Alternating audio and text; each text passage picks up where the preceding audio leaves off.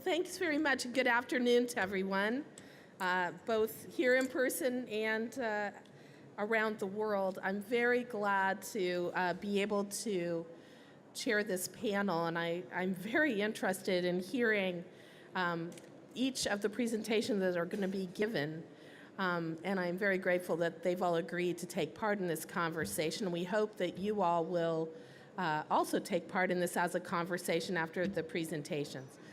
But before we begin, I'd like to screen a short video, a very short video, and so, okay?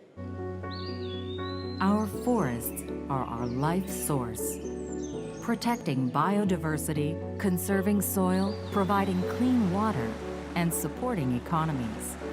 They are also nature's technology for absorbing carbon, helping reduce climate change. But in the last 25 years, the world has lost nearly 130 million hectares of forests, an area more than 3 times the size of California. Nearly 1/4 of greenhouse gas emissions today are caused by deforestation, agricultural practices, and other land uses. However, forests are also part of the solution. It's not too late. Halting and reversing deforestation could achieve up to 1/3 of greenhouse gas reduction by 2030. There is a clear path that will help strengthen rural economies while combating climate change. The U.S. is working with the public and private sector to make this happen and ensure business practices support forest conservation and sustainable land use. Many other countries have committed to reducing greenhouse gas emissions from deforestation. But real change also starts with you. Work with your local government on forest conservation efforts. Check labels to make sure products are sustainably produced or recycled. Support companies that commit to eliminate deforestation from their supply chains. Share your knowledge with others. Conserving forests and protecting our world's climate is in our hands.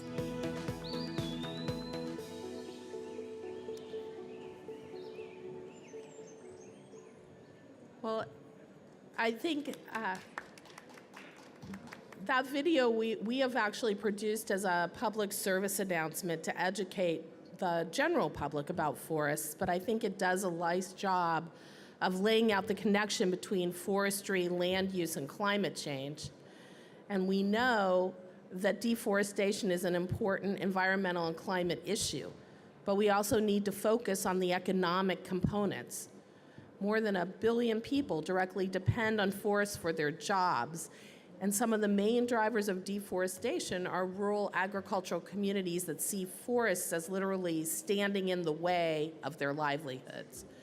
So our challenge is to alter the conventional wisdom and demonstrate that healthy forests can coexist with the interests of agricultural products.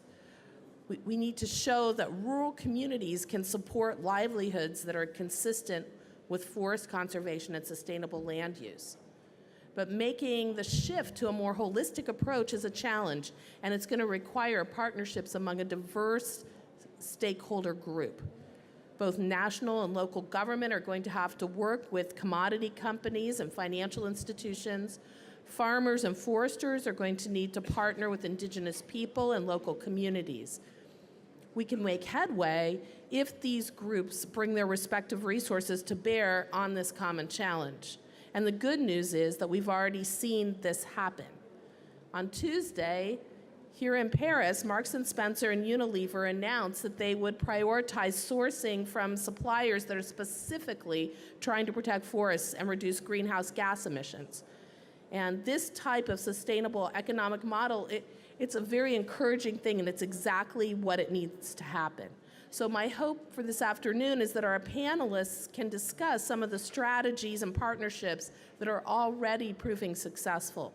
And the rest of us can learn from these best practices and apply them to our own unique circumstances and create scale.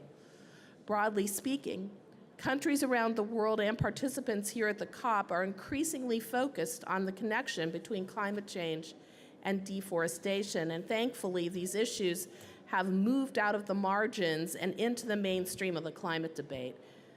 It's really encouraging that many of the more than 180 INDCs, the voluntary commitments that countries are making to reduce carbon, address forests, agriculture, and other land uses in some way. National contributions vary, but it's clear that nearly every country recognizes the importance of taking action to address emissions stemming from land use. And I'm proud to say that the United States is one of the global leaders on these issues. We have some of the largest forests in the world and one of the largest agriculture sectors. And happily, our forests are expanding. They currently sequester 14% of our domestic greenhouse gas emissions.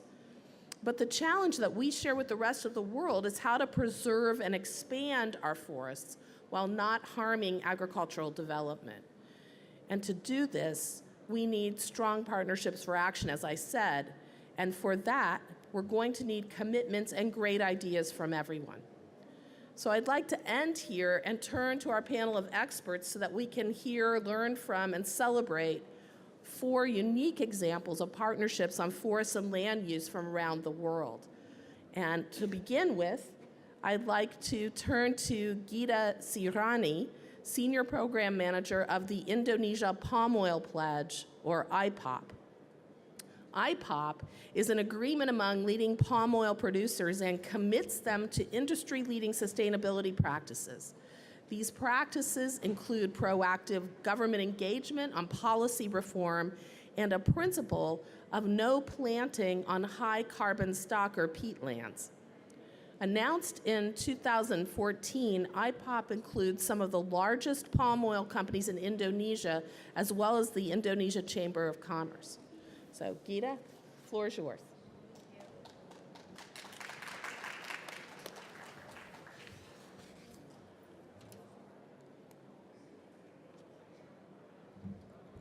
So, good evening, ladies and gentlemen. Thank you so much for being here. Thank you, Kathy, for the opportunity and for the U.S. Center. So, as already mentioned before, I speak today on behalf of the Indonesia Palm Oil Pledge, IPOP, relatively young coalition of leading business players, specifically in the sector of palm oil.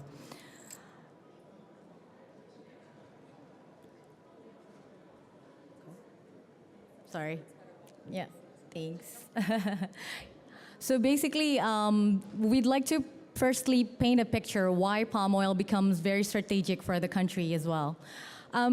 Roughly in 2014, we produced in total around 30 million tons of CPO. And from that, we export 22 million of it. So it is important for the country, but also it has a global impact overall.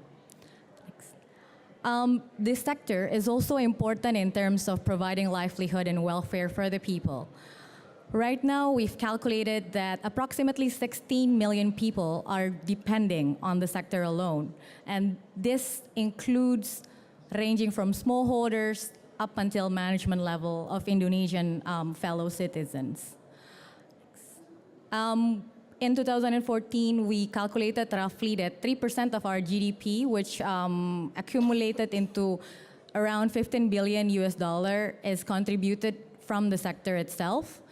And I think all of these factors can actually prove how strategic it is for Indonesia to invest its efforts, especially on sustainability, towards a better and a more improved manner. But then we also know that the sector has been associated with a lot of concern. There's this history of unsustainable practices that also echoes a lot of the concern going forward. So the RSPO, the Roundtable Sustainable Palm Oil, have produced 2 different studies that actually points out what are the main concerns surrounding this sector.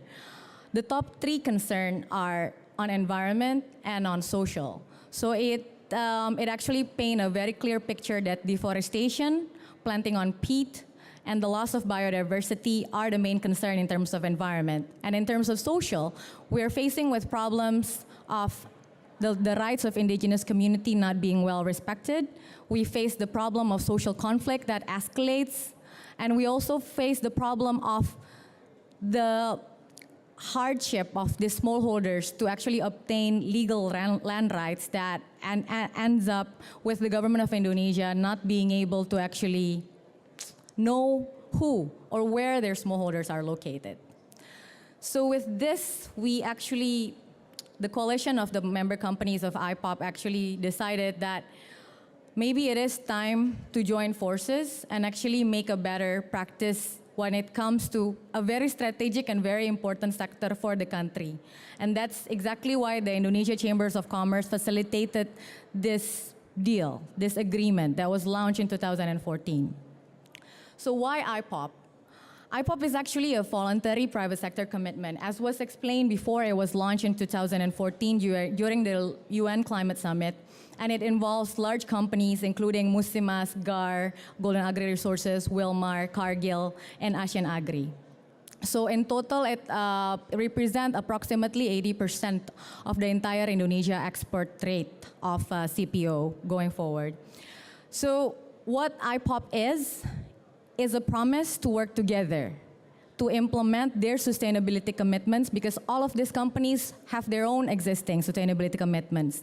It's the promise to actually work together to achieve more greater impact. What it is not about creating new obligation or creating a new certification and adding burden. So what the pledge represents is actually very clear. It represents a promise to be deforestation-free, to be peat-free, to be social conflict-free, to expand social benefit to smallholders, to community, and as well as indigenous people. And it speaks the promise of actually increasing competitiveness of Indonesia palm oil as a sector, which at the end would benefit not only the palm oil industry, but also the nation as a whole. So this is actually the starting point where we try to design all of our program and all of our implementation going forward. So the IPOP management team is quite young. We were just established in August in 2015, so barely 5 months. So when Kathy mentioned we're going to learn about success, I say you're going to maybe listen a little bit how we attempt to get success in the future.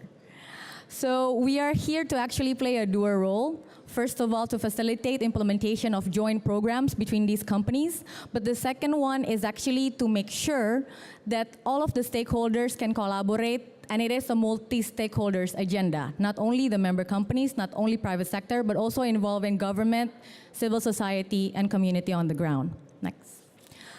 So these are basically our analysis on the fundamental issues to be addressed. And as you see, we try to picture it as a puzzle because it is an interconnected issue.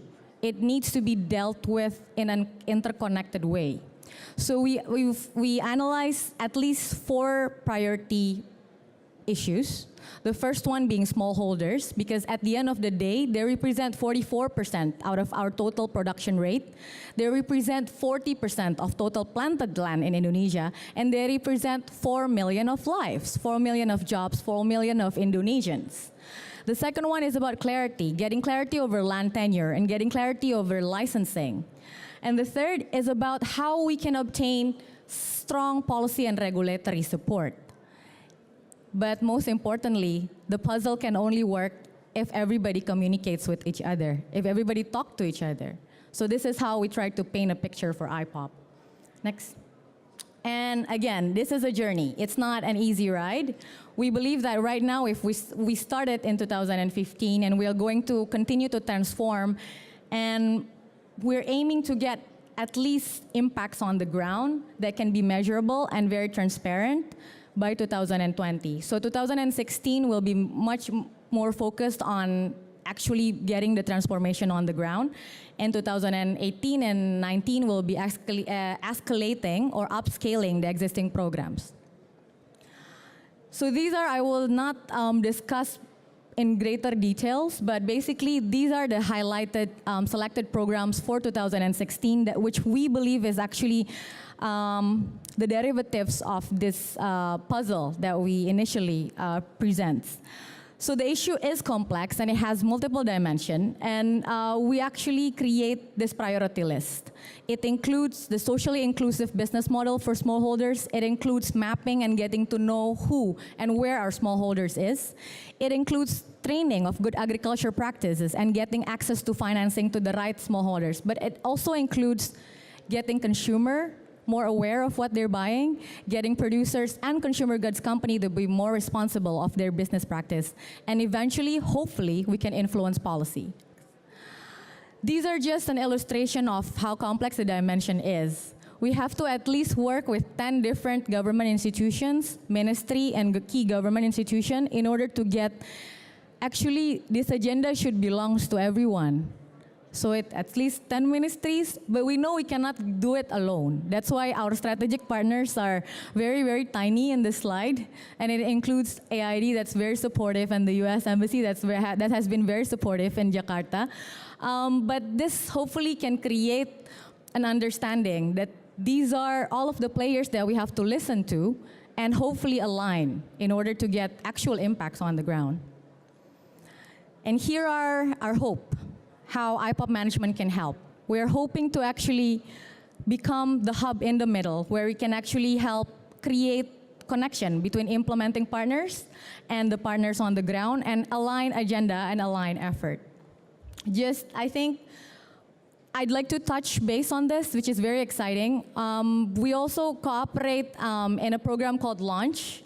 This is coming from the US government as well, to introduce an innovative thinking towards palm oil industry and palm oil sector. It is very exciting to harness potential from within the country, but also to collaborate and learn from success stories from other countries and how we can actually address key barriers within the sectors.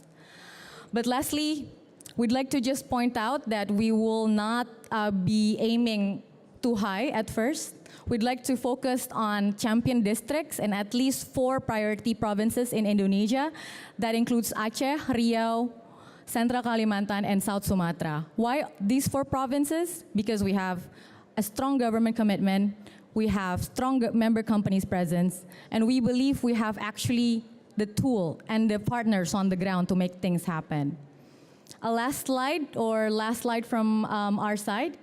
Just an illustration of how we are going to implement all this program. We'd like to do it in a landscape approach that enable us to actually work in parallel in terms of addressing all of the different problems on the ground. For example, this is a district in Riau. It's called Pelalawan. And the major issues within the district is actually smallholders mapping, smallholders legality, but at the same time, not having enough government support or government commitment. So we'd like to do things in parallel, and hopefully everybody realize palm oil is here to stay. We just have to be committed and persevere to do the best. Thank you.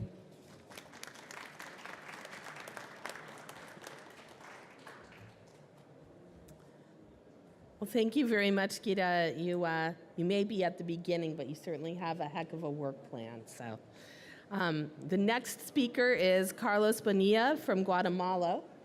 Carlos will focus on several of Guatemala's innovative forest laws, which have engaged everyone from the smallest land managers to indigenous communities to some of the largest companies in the country, all working towards a common goal of protecting and enhancing forests. Carlos.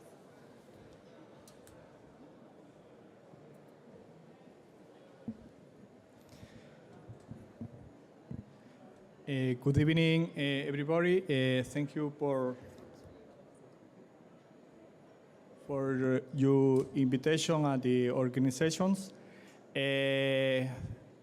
Welcome, my colleagues. I hope you understand me because my English no is good, but my presentation is writing in English. Okay. My presentation is Guatemala and its my forest policies instruments to promote the implementation of emission reduction program. Okay.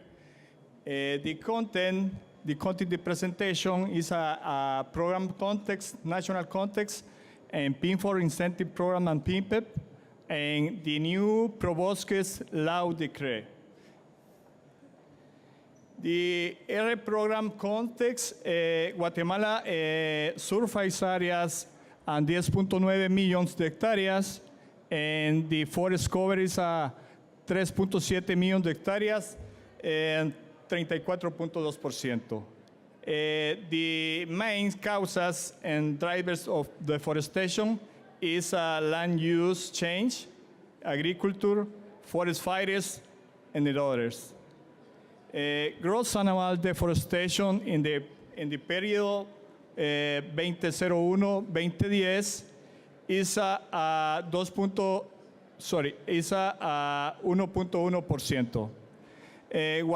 Guatemala has 15 million inhabitants from the 4 ethnic groups and 25 linguist groups: Maya, Xinca, Garífuna, and Mestiza.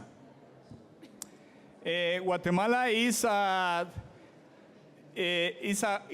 country mega diverse and in a level world.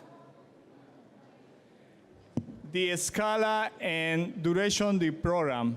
The national program approach with a scale national with 5 red regions.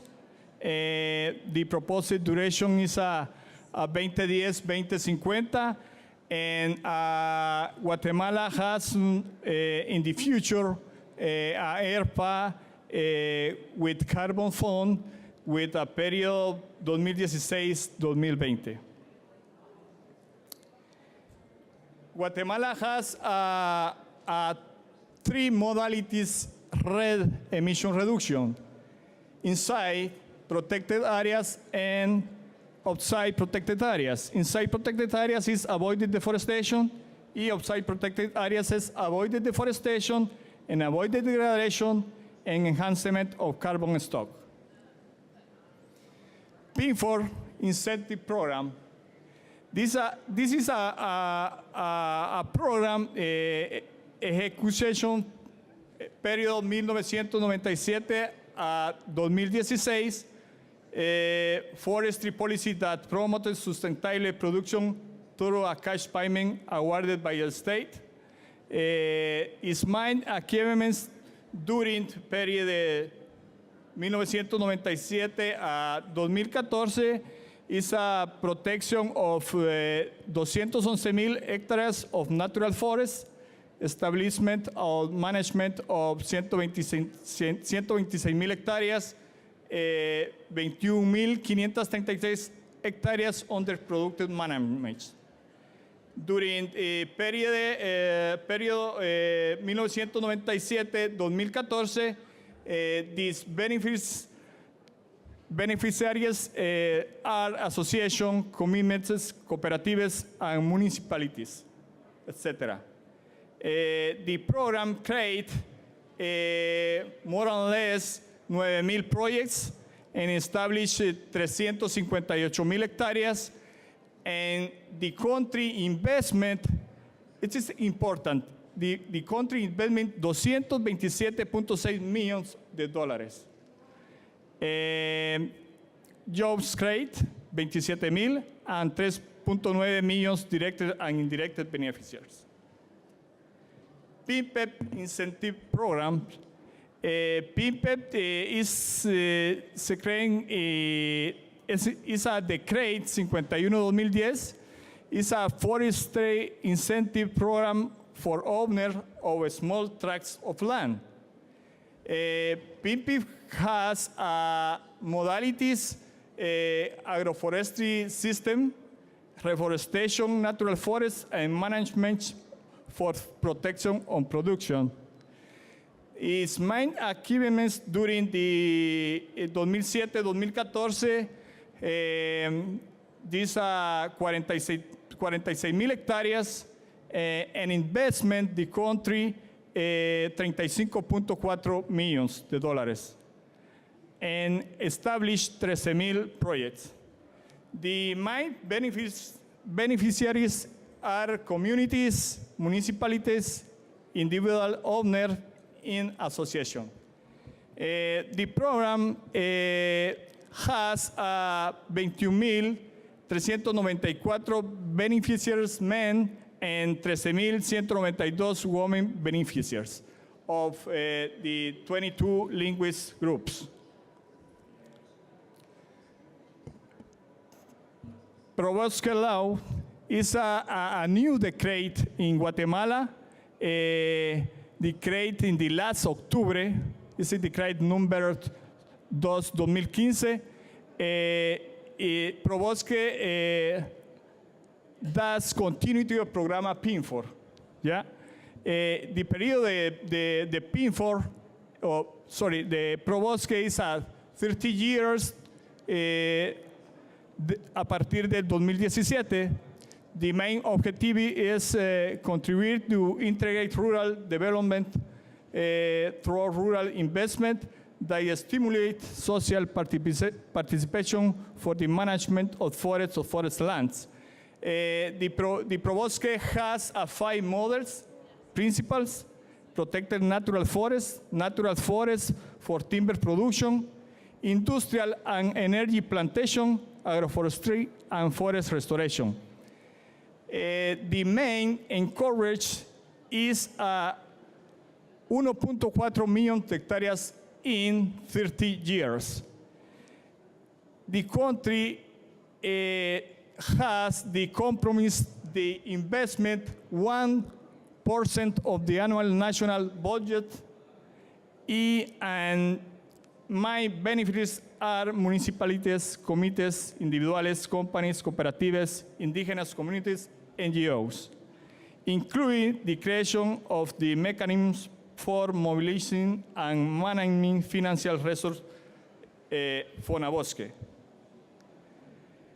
The next steps, a level country is complete the R package and signing the letter of intent with the Carbon Fund and development emission reduction program document ERPD. Además, start with the regulation and implementation of PROBOSQUE in the 2017 and approach with donors the security additional resource to strengthen the efforts that the country is making in forest management, specifically to national and international committees. Thank you.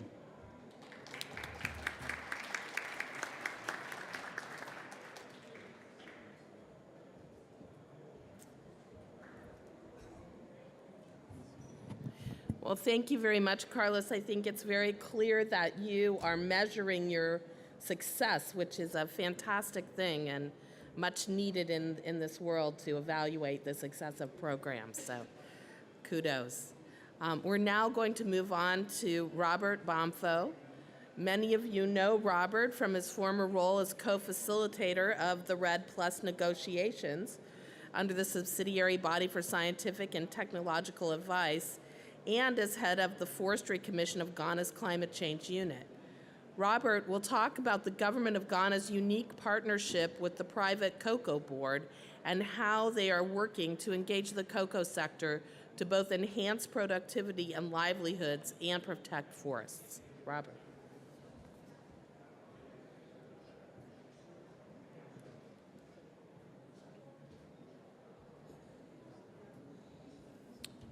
Good evening, ladies and gentlemen. The Ghana Cocoa Forest Mosaic REDD+ program is one of our subnational programs to generate emission reductions and also to enhance non-carbon benefits for our rural communities. This program is very important for Ghana because it is a commodity-based program, knowing very well that the cocoa sector provides the backbone for the national economy and it's also the foundation for the private sector as the engine of growth for our national economy. Significant incremental gains have been made over the past decades in creating an enabling environment to attract the private sector in enhancing our national economy.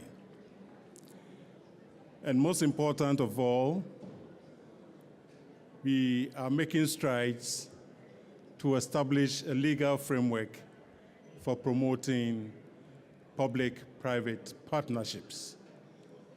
And this program actually is a good example of the public-private partnership that we envisage in this legal framework.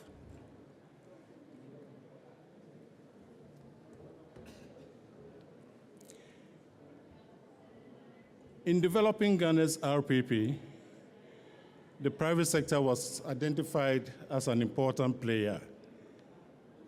And in all our processes to carry forward our RPP, we've been engaging on a regular basis with the private sector. And in the design of this subnational emission reduction program, we have also stepped up our engagement with our partners in the private sector to achieve a successful REDD+ program.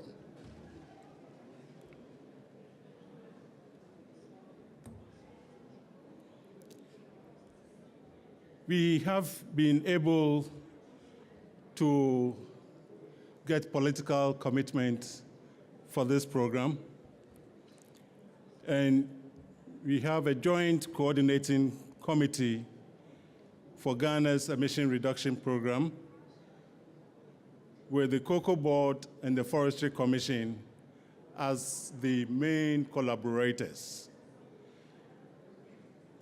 Private sector engagement, as I said, is being facilitated by a consulting firm with immense private sector experience under the FCPF and UNDP support.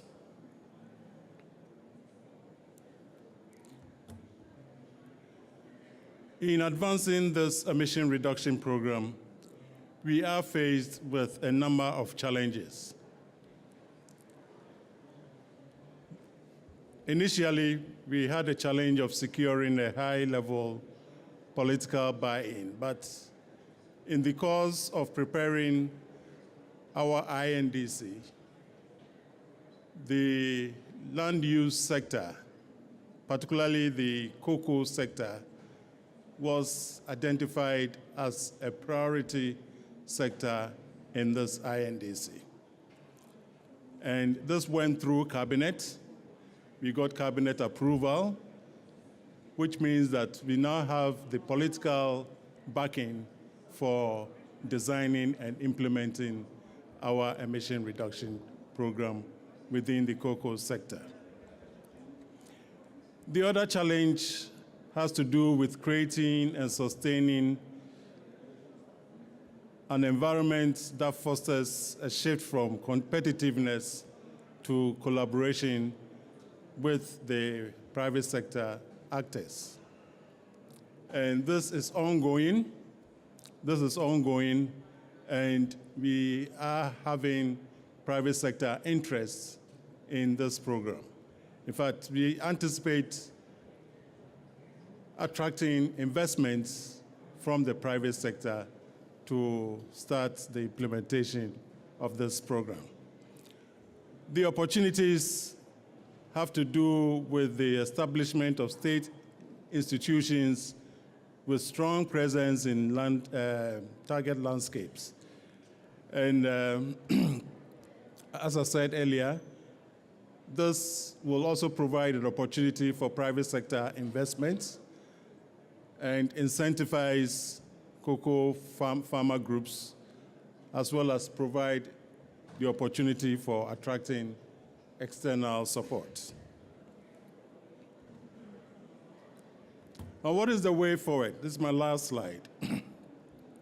The way forward is to build and sustain partnerships between public and private sectors. And participation and inclusive is very crucial in the development and implementation of this program. Continuous capacity building is key, and we need to focus on the communities who really matter in this program.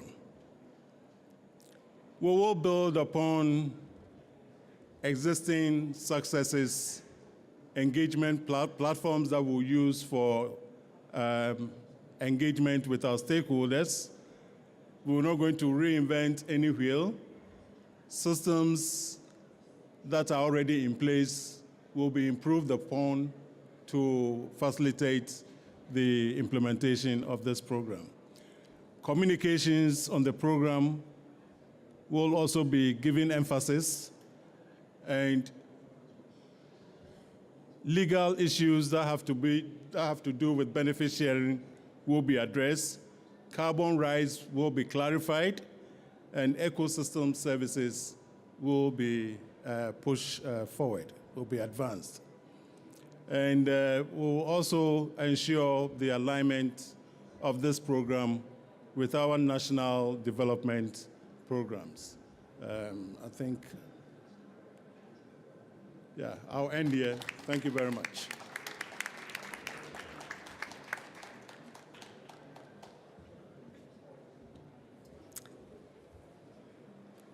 Thank you very much, and I think you demonstrated very clearly how important it is to involve the private sector from the beginning to have something that's cohesive, so that was very interesting. Finally, we will turn to James Close, who's the director in the World Bank Climate Change Group.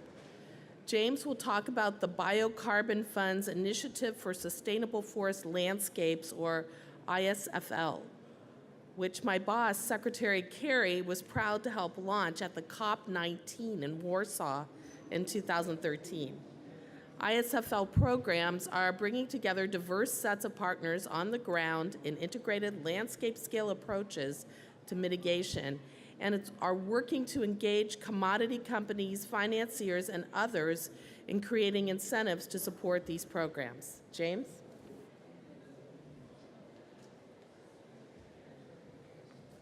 Thank you very much, Kathy, and good afternoon, everybody. I think I've got a very tough act to follow.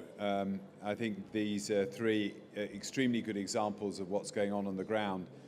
So as I was sitting there, I was feeling slightly anxious. But then, of course, Kathy reminds me that Secretary Kerry actually launched this fund 2 years ago. So that further increases the pressure.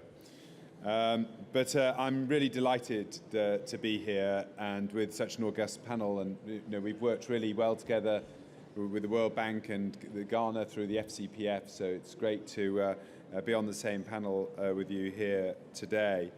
But perhaps if I start by looking back at that auspicious day in COP-29 in Warsaw, when we launched the Biocarbon Fund Initiative for Sustainable Forest Landscapes.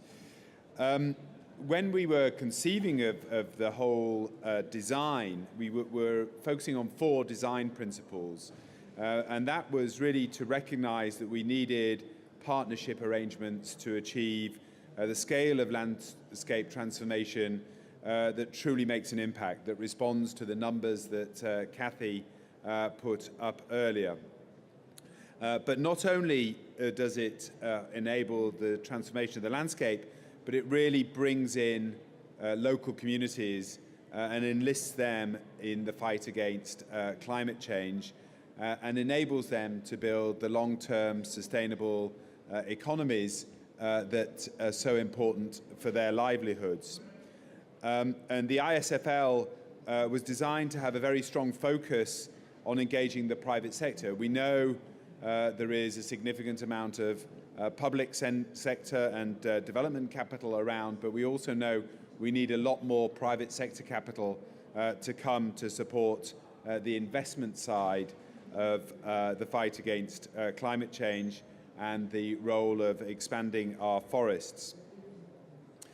So to bring the private sector in, we needed to encourage capital to flow, and there's a global competition for capital, so you have to make these investments attractive, and that means creating the innovative environment that enables the kind of partners who Kathy mentioned before to come in and partner with us to deliver some of these projects and programs.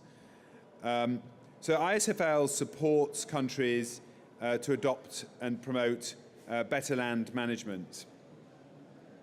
Yeah,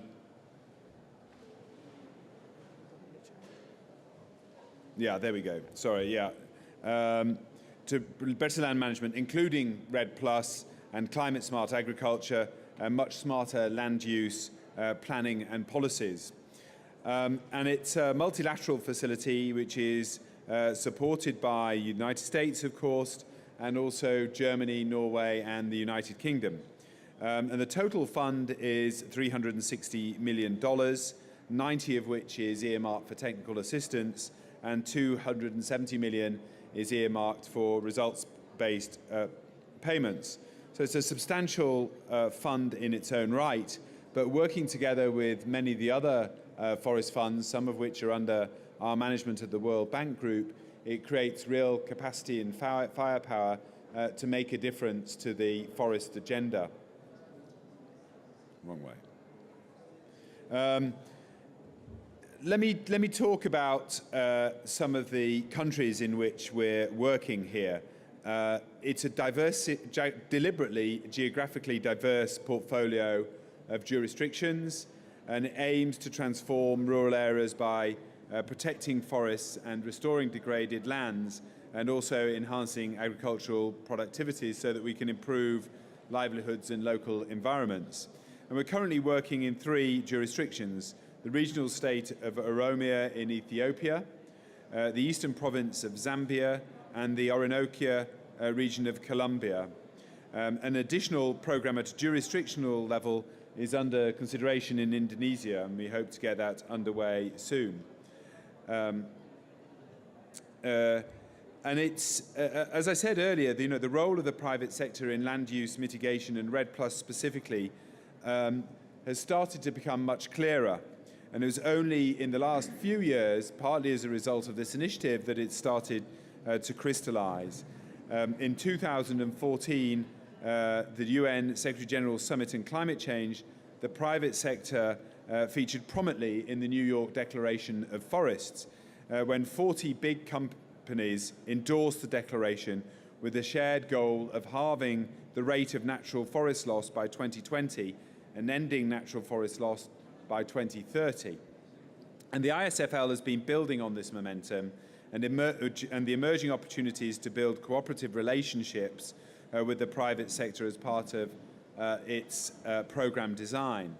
And this engagement with the private sector always starts with a solid understanding of the drivers of deforestation in these program areas. For example, cocoa production in Ghana, cotton production in Zambia, or cattle raising in Colombia.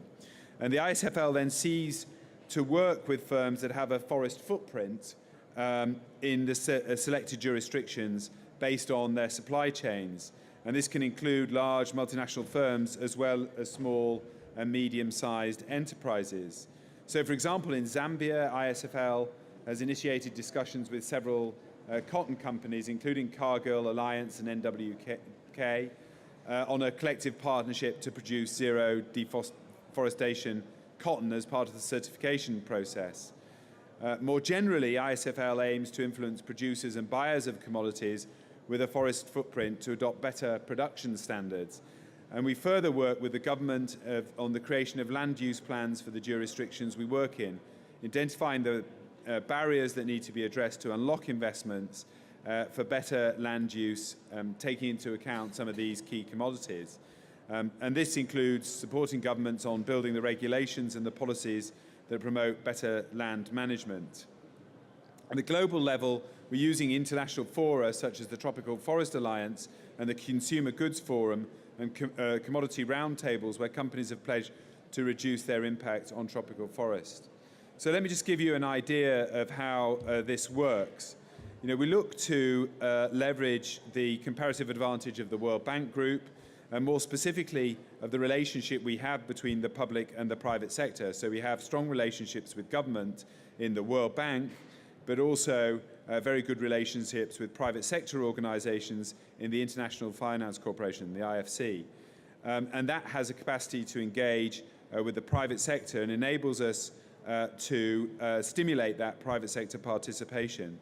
And the way this works is that the IFC might provide a grant or some technical assistance or advisory services to a non-governmental organization which operates in that sector or jurisdiction. And the NGO will then provide farmers with technical assistance that ensures deforestation, zero deforestation practices are upheld.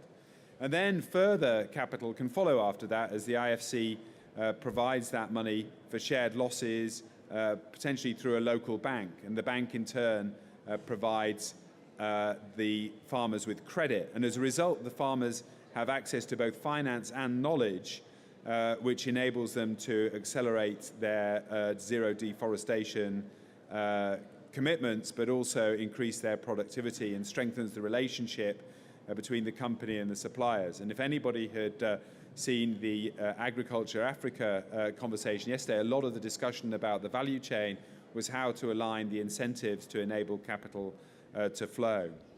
So I think to sum up, the ISFL is proving to be a success. There's still a lot of work to do, but we believe that this is going to be a really effective way of engaging and building the kind of public-private partnerships working alongside communities that are going to enable capital to flow and the ambition of zero deforestation to be, supply chains to be met. So thank you all very much.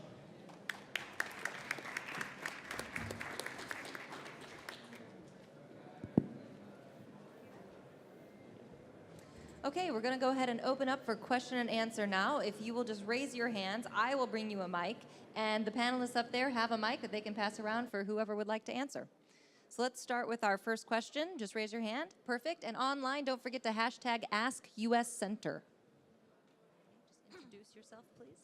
Yeah. Suchitra Jantakun from the Department National Park, Wildlife Conservation, Thailand. Thank you for the panelists. And first question I'd like to pose to the Indonesian. And very impressive, the company pledged that to avoid the forest fire in the peatland and other. But the initiative is last year, that's right. But why this year still have a smoke and fire? What the gap and how to enhance to create the smoke-free, and whether it could be somehow set in the reality that will not affect the whole region. Thank you. And another question to Ghana, that you said to incentivize private sector to invest, how private sector will get benefit on that program. Could you elaborate more on that? Thank you. Thank you. Okay, so how will the private sector get benefits from that work in Ghana? And then Indonesia, I think you have heard the question as well. Hi. Thank you for the question. Yes, it is indeed launched last year, and we realized that basically the fire and haze crisis this year was very disheartening. It is indeed a complex issue, and we realized that the company that is pledging their commitment to have a no-burn policy as part of their sustainability commitment should actually do more.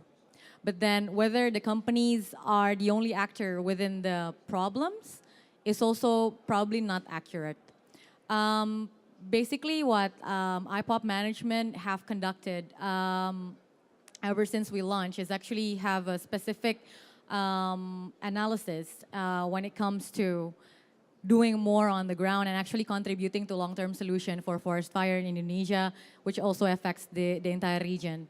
One of it is actually, and this is consistent very much to the recently announced peat moratorium by the president. It's basically no development at all on peat, which actually this year, majority of the hotspots is located in peat area. So that's one of our main concern and main priority going forward for 2016 is actually to do a comprehensive peat mapping analysis of the companies, the member companies, the 5 member companies. Majority of the peatland would be located in the high conservation value area that is already set aside by the company anyway. But what we want to do is actually to register that in the Ministry of Agrarian Special Plan, who just issued a circular letter on that, and actually which enable us to protect it even more. The second one is on incentivizing community that lives surrounding the concession. So we have a program called Fire and Haze-Free Villages. And this is incentivizing villages that are able to actually prevent forest fire on the ground. And we understand that the main focus should actually be on preventing instead of suppressing. And when it comes to actually incentivizing, that's an added plus. But we'd like to invest first on getting infrastructure, the right infrastructure on the ground for the villages. And then if they can maintain, if they can actually commit themselves to prevent fire from happening in their area, then the incentives will be provided. And maybe the third is actually getting on the ground to do, to collaborate with transparent and very credible organization like C4, like WRI, like CPI, like universities of Indonesia, other universities in Indonesia to figure out what the root causes of forest fire, because as you mentioned, there are gaps that are very complex. We're talking about companies, government, indigenous communities, smallholders, different actors with different interests, but also it means we have to create a system that accommodates everyone. And this is what we're trying to do in 2016. Thank you. Yeah, on the issue of incentives to the private sector. First of all, this program will ensure sustainability in cocoa productivity. It will also ensure that there is security in tenurial rights, in terms of land rights, in terms of tree rights, in terms of carbon rights, in terms of benefit sharing arrangements. All these will be clearly defined by law. And this is what the private sector wants to see before they get on board this program. And we'll ensure that we create this enabling environment for them in order to participate in this program effectively. Great. Okay, let's take 2 more questions, and we're just near out of time. So I'll take 2 questions, if that's okay with you. Just take them together and then turn it over to our panelists. 2 questions. I got 1 there. 1 more. Any takers? Okay, I'll ask you 1 more time. Sorry, did you raise your hand? Oh, sorry. I mistook a wave for a question. There we go.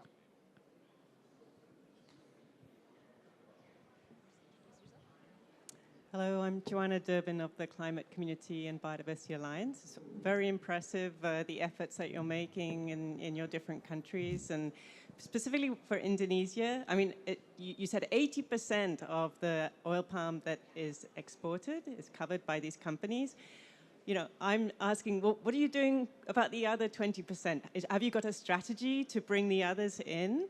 And are you thinking of any kind of sort of IPOP label or something that's additional to RSPO, you know, that maybe covers these other issues that are very specific to Indonesia?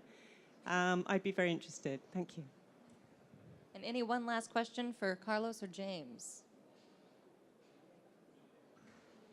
Okay, take it away.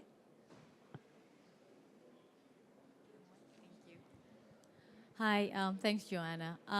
Basically, for the first question, in terms of engaging the rest of the 20%, we believe that essentially what should be a priority right now is making sure there are concrete benefits of getting sustainable. Because if we manage to prove success on the ground, that it's actually creating impacts, that it actually helps the company to contribute to addressing a lot of the problems in the land use sector in Indonesia and the palm oil sector, to be precise, then this would automatically attract interest from the rest of the industry. So that's basically expanding the network is important for us, but now the concentration, at least for 2016, is to actually have proof that it works. Because essentially, otherwise we're just shooting blanks. We don't have the right, to be talking unless we can actually prove.